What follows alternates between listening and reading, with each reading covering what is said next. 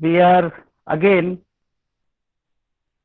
presenting some important concepts related to permutations and combinations.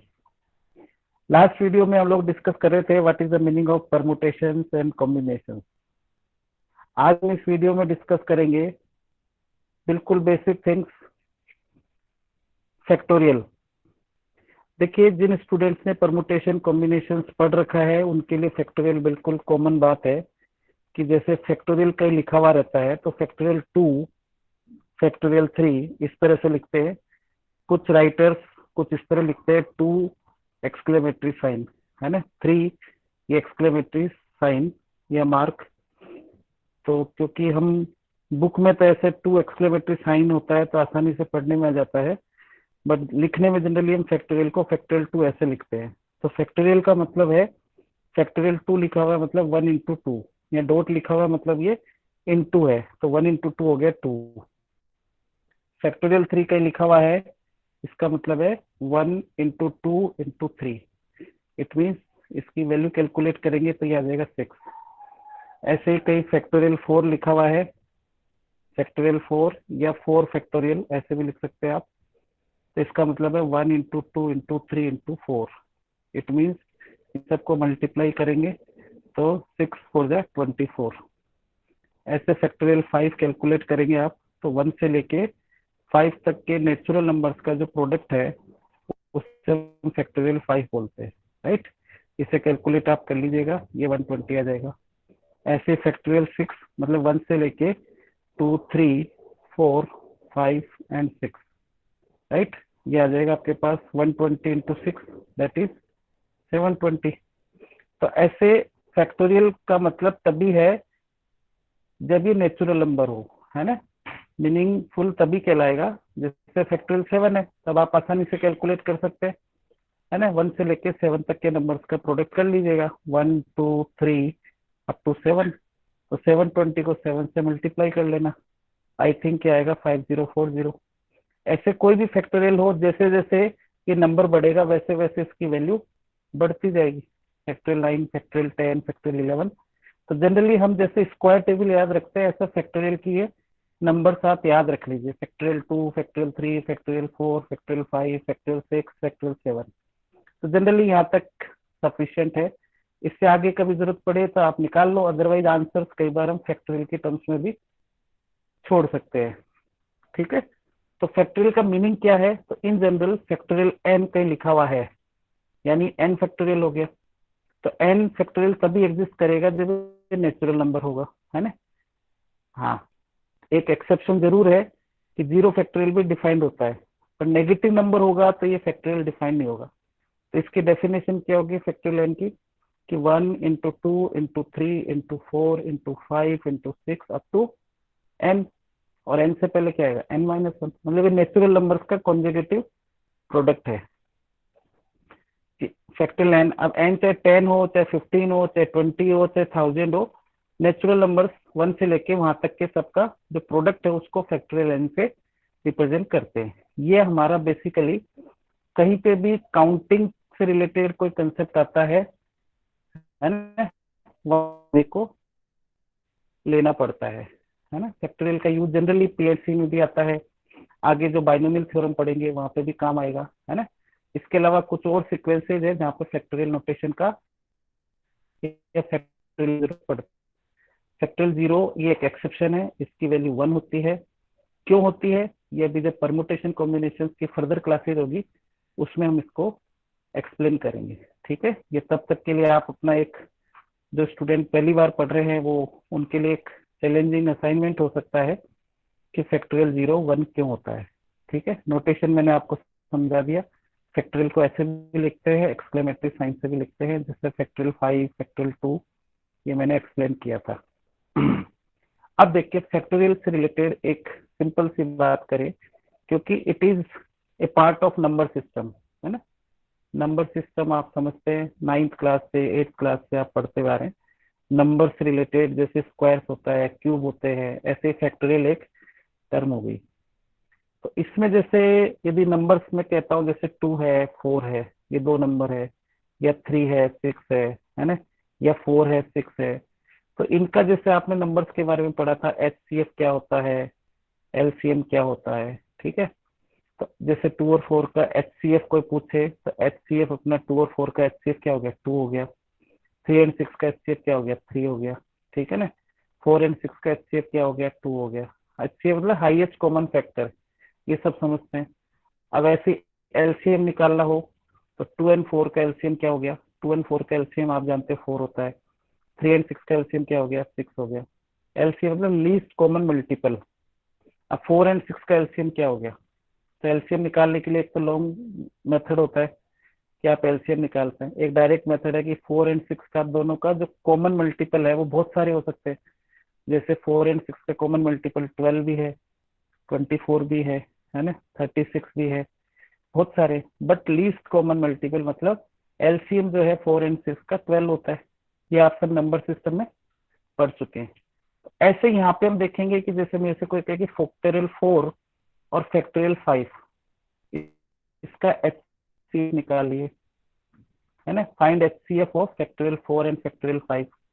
तो HCF कैसे निकालेंगे, highest common factor. तो जिनको फैक्टोरियल समझ में आ गया वो आसानी से समझ सकते हैं कि फैक्टोरियल 5 हमें पता है 1 इंटू 2 इंटू 3 इंटू 4 इंटू 5 है, और फैक्टोरियल 4 मतलब 1 इंटू 2 इंटू 3 इंटू 4 है।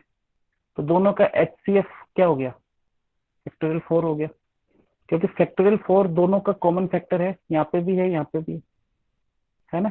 और LCM फाइंड करना हो फैक्टोरियल 4 और फैक्टोरियल 5 का, तो लीस्ट कॉमन मल्टीपल, तो फैक्टोरियल 5 LCM हो जाएगा, क्योंकि फैक्टोरियल 5 को यदि मैं फैक्टोरियल 4 से डिवाइड करूं तो डिवाइड होगा ना पक्का, क्योंकि इसको आप एक्सपांड करेंगे, इससे एक्सपांड करेंगे, सिंप्लीफाई करेंगे तो 5 आ जाएगा, ठीक है ना।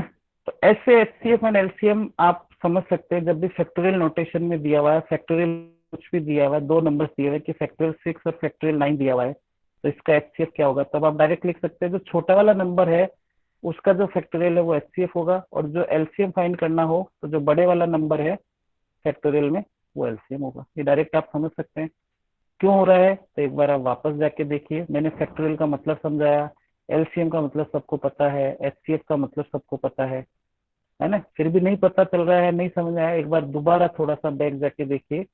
HCF हाईएस्ट कॉमन फैक्टर, जो छोटे से छोटा नंबर होता है दोनों में वो होता है ना HCF। LCM जो कॉमन मल्टीपल्स होते हैं उसकी टेबल बनाइए, और उसमें जो सबसे छोटा नंबर है वो LCM हो गया। सिर्फ यदि मेरे से पूछते कॉमन मल्टीपल निकालिए, तो कॉमन मल्टीपल तो कोई भी दो नंबर्स के बहुत सारे हो सकते हैं, कॉमन मल्टीपल्स तो बहुत सारे हो सकते हैं। जैसे अभी मैंने लिखा 12 भी है, 24 भी है, 36 भी है, तो कोई भी दो नंबर के कॉमन मल्टीपल्स तो इनफाइनाइट हो सकते हैं। बट LCM यूनिक होता है ना, वो एक ही होगा जो सबसे छोटा होगा, तो वो हमें फाइंड करना कई बार जरूरत पड़ती है। तो आगे कॉम्पिटिटिव एग्जाम के हिसाब से ये दोनों इम्पोर्टेंट है, क्योंकि नंबर सिस्टम से रिलेटेड यदि आप कोई भी कॉम्पिटिटिव एग्जाम की तैयारी कर रहे हो तो बहुत सारा वेटेज आता है, क्वेश्चंस आते हैं। आप थोड़ा सा नेक्स्ट पार्ट चलते हैं हम, कि दो फैक्टोरियल दिए हुए हो जिनके बीच में प्लस साइन हो, यानी उनका ऐड करना हो, तो डायरेक्ट क्या ऐड कर सकते हैं हम। तो देखो डायरेक्ट ऐड करने से पहले मैं समझाऊंगा आपको कि फैक्टोरियल 2 प्लस फैक्टोरियल 3 निकालना हो तो फैक्टोरियल 2 को हम लिख सकते हैं 1 इंटू 2, फैक्टोरियल 3 को लिख सकते हैं 1 इंटू 2 इंटू 3। इन दोनों को जब मैं ऐड करूंगा तो एक तरीका तो हो गया भाई, 1 इंटू 2 कॉमन आ गया और अंदर बच गया 1 + 3 बच गया। ये कैलकुलेशन तो आसानी से आप समझ सकते हैं। तो फैक्टोरियल 2 लिख सकता हूँ और इससे 4 लिख सकता हूँ। तो आसानी से हम समझ सकते हैं कि फैक्टोरियल 2 प्लस फैक्टोरियल 3 को मैं फैक्टोरियल 5 नहीं लिख सकता, जैसे किसी बच्चे को लग रहा होगा फैक्टोरियल 5 लिख सकते हैं, ऐसा नहीं लिख सकते। बट हाँ, फैक्टोरियल 2 प्लस फैक्टोरियल 3 को अभी भी मैंने देखा तो इसको 4 इंटू फैक्टोरियल 2 लिख सकते हैं। एक बार और कर लेते हैं क्वेश्चन, कि जैसे मुझे फैक्टोरियल 5 प्लस फैक्टोरियल 6 फाइंड करना है, तो फैक्टोरियल 5 को फैक्टोरियल 5 लिख देता हूँ, और 6 फैक्टोरियल को 6 इंटू 5 लिख सकता हूँ फैक्टोरियल में, क्योंकि फैक्टोरियल 6 का मतलब समझाया मैंने, 6 5 4 3 2 1 ये होता है। तो ये 1 से लेके 5 तो आएगा ही आएगा फैक्टोरियल 6 में। तो 1 से लेके 5 तक का जो प्रोडक्ट है उसे हम फैक्टोरियल 5 लिख सकते हैं। तो इससे मैं क्या लिख सकता हूँ, 6 इंटू फैक्टोरियल 5 लिख सकता हूँ। तो फैक्टोरियल 6 को हमने लिख दिया 6 इंटू फैक्टोरियल 5, और फैक्टोरियल 5 है ही। अब फैक्टोरियल 5 कॉमन ले लीजिए, तो 1 + 6 हो गया। यानी 7 × फैक्टोरियल 5 लिख सकते हैं। समझ रहे? यानी दो कॉन्जिक्यूटिव नंबर्स हो, उनका फैक्टोरियल का एडिशन करना हो। जैसे अब मैं डायरेक्ट लिखता हूँ, फैक्टोरियल 6 प्लस फैक्टोरियल 7 निकालना हो मुझे, तो फैक्टोरियल 6 कॉमन ले लीजिए आप, तो 1 + 7 बच जाएगा, डायरेक्ट लिख सकते हो आप। तो ये आ जाएगा 8 × फैक्टोरियल 6, 8 × फैक्टोरियल 6 आंसर आ जाएगा, है ना। तो यहाँ पे 2 और 3 था, तो बाहर 4 आया और फैक्टोरियल 2 आया। तो आप याद रख सकते हैं, जब भी दो कॉन्जिक्यूटिव फैक्टोरियल्स को ऐड करना है, तो जो छोटा वाला फैक्टोरियल है, छोटे नंबर का जो फैक्टोरियल है, वो तो फैक्टोरियल में आ जाएगा, और जो बड़े वाला नंबर है उसमें एक ऐड कर दीजिए। तो अपन डायरेक्ट फार्मूला याद रखना चाहें तो डायरेक्ट याद रख सकते हैं।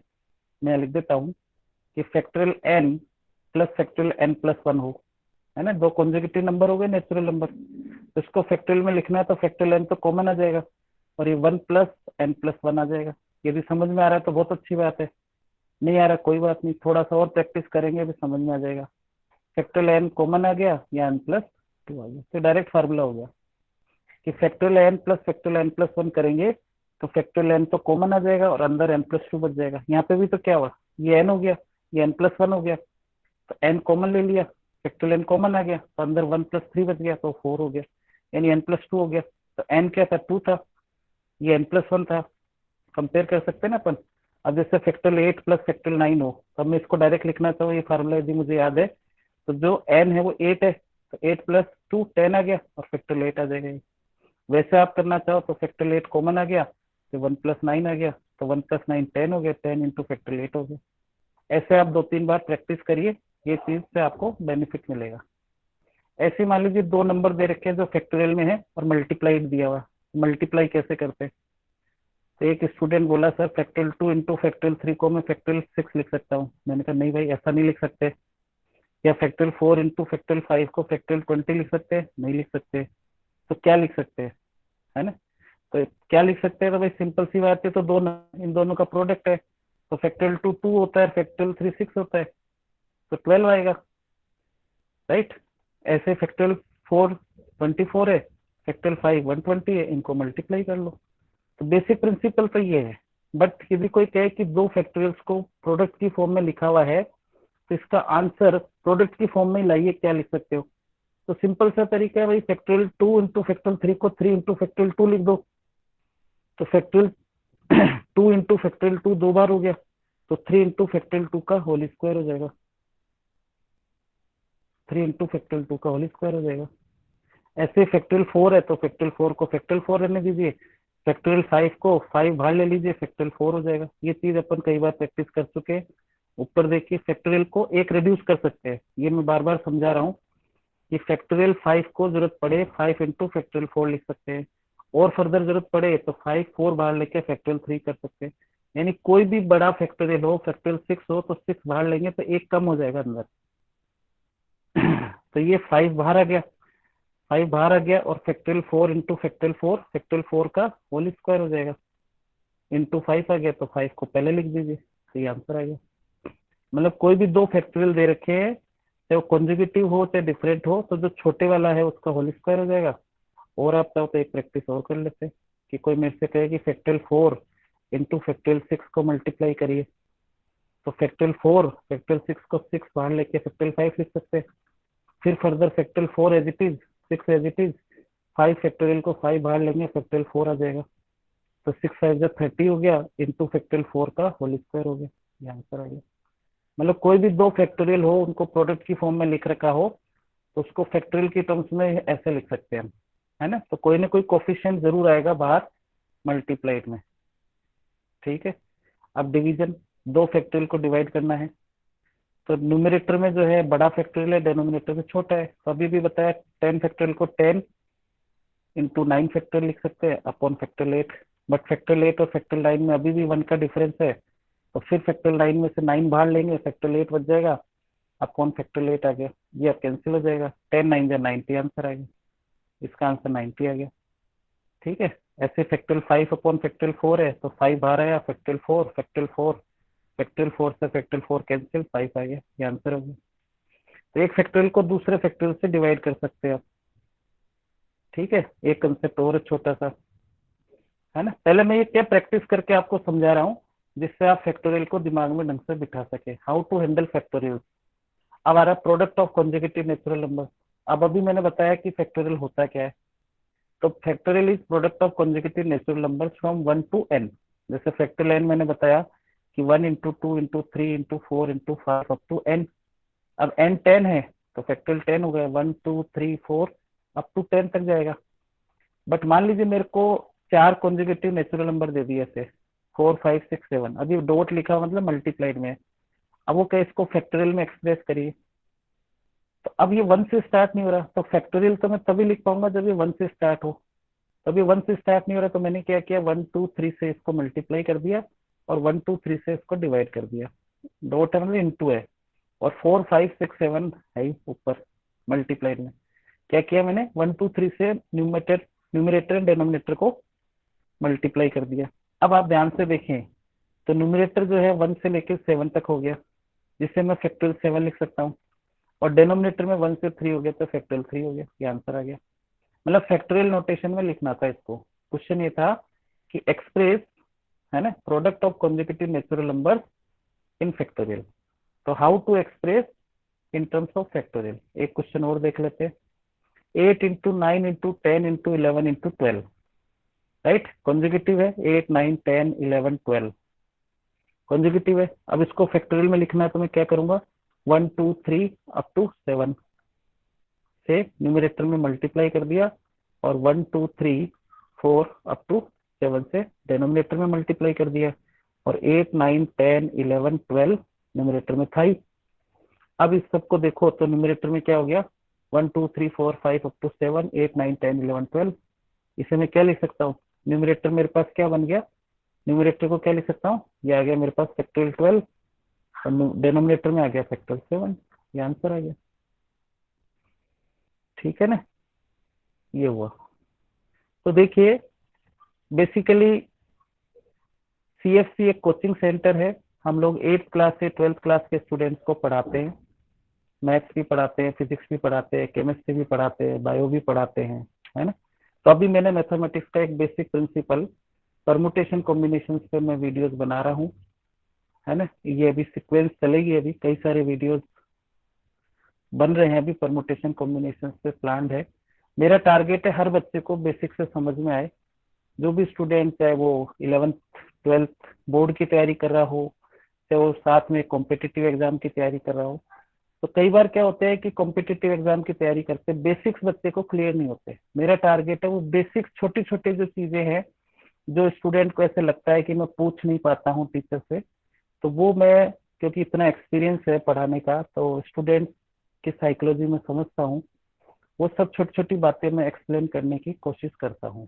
चाहे स्टूडेंट 9th में पढ़ रहा हो, इनफैक्ट फैक्टोरियल जो है, जो 9th 10th में बच्चे एनटीएससी आईजेएसओ की तैयारी करते हैं, उनके मेंटल एबिलिटी में, या जो आईजेएसओ के मैथमेटिक्स के सिलेबस में, क्योंकि 11th 12th का भी सिलेबस होता है, वो भी कवर होता है। आईआईटी की जो तैयारी कर रहे हैं, एनडीए की जो तैयारी कर रहे हैं, बिट सेट की जो तैयारी कर रहे हैं, उन सबके काम की चीजें हैं। तो आप लोगों को यदि पसंद आ रहा है तो इसे लाइक करें, सब्सक्राइब करें। तो जैसे ही आपको मैं कोई नया वीडियो अपलोड करूंगा तो आपको नोटिफिकेशन मिल जाएगा। Thank you so much.